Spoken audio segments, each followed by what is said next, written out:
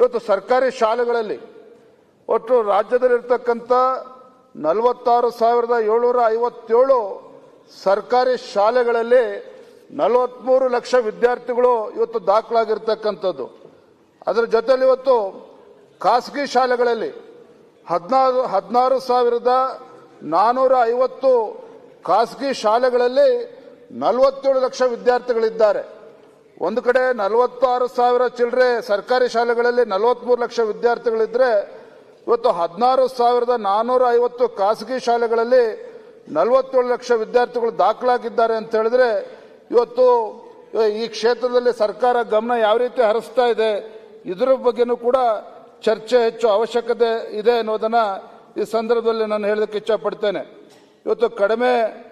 ಇವತ್ತು ಅನೇಕ ವಿವಿಗಳಲ್ಲಿ ಸಾವಿರಾರು ಸಂಖ್ಯೆಯಲ್ಲಿ ಅರೆಕಾಲಿಕ ಉಪನ್ಯಾಸಕರಿದ್ದಾರೆ.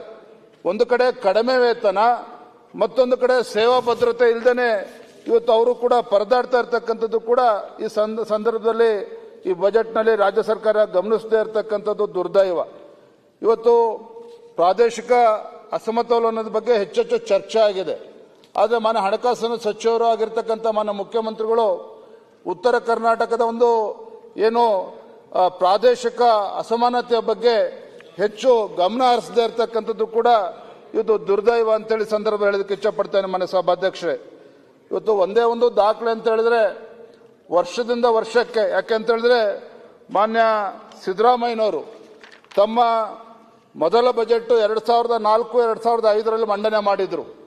2004-2005 ಮಂಡನೆ ಮಾಡಿದಾಗ ಅವತ್ತಿನ ಬಜೆಟಿನ ಗಾತ್ರ ಅಂತ ಹೇಳಿದ್ರೆ ಸುಮಾರು 13-14 ಸಾವಿರ ಕೋಟಿ ಇತ್ತು. ಆದರೆ ಇವತ್ತು 94,000 crores. ಇವತ್ತು 16ನೇ ಬಜೆಟ್ ಅನ್ನ ಆ ಕಾಲದಲ್ಲಿ 13 ಸಾವಿರ ಕೋಟಿ ಬಜೆಟ್. ಇವತ್ತಿನ 16ನೇ ಬಜೆಟ್ ಅನ್ನ ಮಂಡನೆ ಮಾಡಿದ್ದಾರೆ ಸುಮಾರು 4,16,000 ಕೋಟಿ. ಈ ಬಜೆಟ್ನ ವಿಶೇಷತೆ ಏನಪ್ಪಾ ಅಂತ ಹೇಳಿದ್ರೆ, ಒಂದು ಕಡೆ 4,09,000 ಕೋಟಿ ಇದಕ್ಕೆ ನೀವು ಬೇಕಂತ ಹೇಳಿದ್ರು ನಾವು ಈ ಬಾರಿ ಕೊರತೆ ಬಜೆಟ್ ಅನ್ನ ಮಂಡನೆ ಮಾಡಿರ್ತಕ್ಕಂಥದ್ದು. ಅದಕ್ಕೆ ನೀವು ಇಲ್ಲಿ ಬೇಕಂತ ಹೇಳಿದ್ರು ಮಾತಾಡುವಾಗ. ಒಟ್ಟಾರೆಯಾಗಿ ರಾಜ್ಯದ ಮೇಲಿನ ಒಟ್ಟು ಸಾಲದ ಹೊರೆ ಇವತ್ತು 7,64,00,000. ಅಧ್ಯಕ್ಷರೇ, ಅವ್ರು ಮಾತಾಡ್ತಿದ್ರೆ ನಮ್ಮ ಸ್ವಲ್ಪ ಯಾರೋ ವಿಪರ್ ಇವ್ರು ಕರೆಸ್ಬೇಕು, ನಮ್ಮ ಫೈನಾನ್ಸ್ ಕರ್ಸಿ. ನೀವೀಗ ಯಾಕೆ ನೀವು ಸುಮ್ಮನಾಗಿದ್ದೀರಿ? ಕರೆಸ್ಬೇಕಲ್ಲ. ಯಾರು ದಿಸ್ ಇಸ್ ಅಪೋಸಿಷನ್ ಅಲ್ಲ ರೀ. ಅವ್ರು ಮಾತಾಡೋ ಫೈನಾನ್ಸ್ ಯಾರು ಇರ್ಬೇಕಂತ ನಾನು ಹೇಳಿದ್ದು ತಪ್ಪ. ಅವ್ರಿಗೆ ಗೊತ್ತಿರ್ಲಿಕ್ಕಿಲ್ಲ, ನಮ್ಮ ಇಲಾಖೆ ಅಧಿಕಾರಿಗಳಿಗೆ ಗೊತ್ತಿರ್ಲಿಕ್ಕಿಲ್ಲ. It is the duty of the secretary. Rayareddi ಅವರೇ, ನಿಮ್ಮದು ಉಪಕಾರ ಮಾಡ್ಲಿಕ್ಕೆ ಹೇಳಿದ ಉಪದ್ರ ಮಾಡುವಂತ ವಿಶಾಲಾಕ್ಷಿ ಅವರೇ, ಸ್ವಲ್ಪ ನೀವು ಕೂತ್ಕೊಳ್ಳಿ. Yes you are right, but you now sit down. ಅಲ್ಲ, ಒಳ್ಳೆ ವಿಷಯ ಹೇಳಿದ್ರೆ ಮಾತಾಡ್ಲಿಕ್ಕೆ ಅಲ್ಲಿ ನೋಡ್ರಿ ಒಬ್ರು ಇಲ್ಲ. ಆಯ್ತು, ಅವ್ರು ಮಾತಾಡ್ಲಿ. ಅಲ್ಲ, ನಿನ್ನೇನು ಇದಾಗಿ ಅಲ್ಲ, ಈಗ 3 ಜನ ಇದ್ದಾರೆ, ಸ್ವಲ್ಪ ಅರಿಯುವುದಿಲ್ಲ, ಬೇಗ ಮುಗಿಸಿ. ಈಗ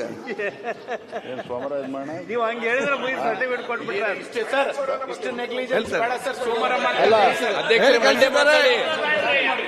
ಸೋಮವಾರ ಮಾತಾಡಿ. ಯಾರು ಇಲ್ಲ, ಸೋಮವಾರ ಮಾಡೋಣ ಅಧ್ಯಕ್ಷರೇ. ನೋಡಿ, ಸಿದ್ದು ಸವದಿ ಅವರೇ, ನಿಮ್ಗೇನು ವಿಚಾರ ಗೊತ್ತಿಲ್ಲದೆ ಅಲ್ಲಿ ಸುಮ್ಮನೆ ಎದ್ದು ಮಾತಾಡಬೇಡಿ ಸದಸ್ಯರು. ಇಲ್ಲಿ ನಾವು ಕೂಡ ಶೈಲೇಂದರ್, ಮಾಹಿತಿ ಇಲ್ಲದೆ ಮಾತಾಡಬೇಡಿ. ಎದ್ದು ನಿಂತು ಯಾರಿಗೂ ಮಾತಾಡಬಹುದು, ದೊಡ್ಡ ವಿಷಯ ಏನಿಲ್ಲ. ಸಣ್ಣ ಮಕ್ಕಳಿಗೆ ಕೂಡ ಮಾತಾಡೋ, ಅದಕ್ಕೆ ML ಆಗ್ಬೇಕಂತ ಅಗತ್ಯ ಇಲ್ಲ, ಡಾಕ್ಟರ್ ಆಗ್ಬೇಕಂತ ಅಗತ್ಯ ಇಲ್ಲ. ಯಾರಿಗೂ ಮಾತಾಡೋ ಎದ್ದು ನಿಂತು. ನಾನು ಹೇಳಿದಕ್ಕೆ ಈಗ ವಿಚಾರ ಇದೆ ಅಂತ ಹೇಳಿದ್ರೆ ಕೂತ್ಕೊಳ್ಳಿ. ಈಗ ವಿಚಾರ ಏನಿತ್ತು, ಕಾಲಿಂಗ್ ಅಟೆನ್ಷನ್ ಆಗಿ ಕಾಲಿಂಗ್ ಅಟೆನ್ಷನ್ ಆಗಿ ನಾವು ಅಜೆಂಡ್ ಮಾಡೋದಂತಿತ್ತು. ಈ ಮತ್ತೆ ಸ್ವಲ್ಪ ಟೈಮ್ ಇದ್ದಾಗ ವಿಜಯನ್ ಬಂದು ಹೇಳಿದ್ರು, ನಾಲ್ಕು ಇದನ್ನೆಲ್ಲ ಗೊತ್ತಿಲ್ಲ, ನಾನು ಇವತ್ತು ಅದನ್ನು ಮಾತಾಡ್ತೇನೆ ಅಂತ ಹೇಳಿ ಆ ಒಂದು ಮಾಹಿತಿ ಇದೆ.